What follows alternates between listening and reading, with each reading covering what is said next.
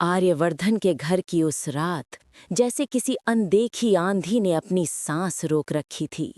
बाहर हल्की बारिश थी, पर हवेली के भीतर ऐसी ठंडी खामोशी फैली थी जैसे दीवारें खुद किसी राज के बोझ तले कराह रही हों।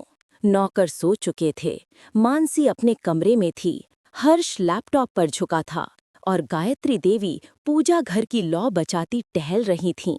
तभी कॉरिडोर में अचानक बिना किसी वजह किसी ने अनु को ऐसी आवाज में पुकारा जैसे कोई मरता हुआ इंसान आखिरी बार मदद मांग रहा हो।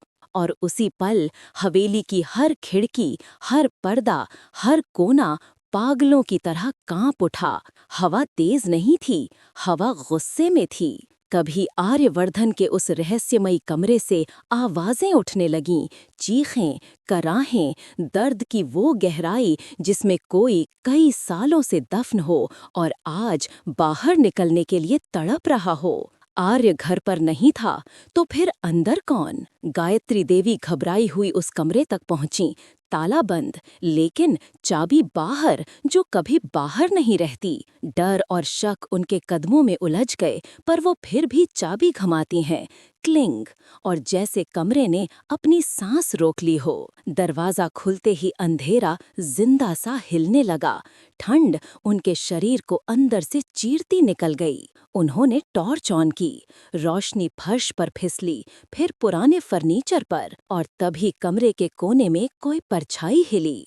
हवा अचानक उनके चेहरे पर हथौड़े की तरह गिरी। गायत्री देवी पीछे हटना चाहती, लेकिन पैरों ने साथ छोड़ दिया।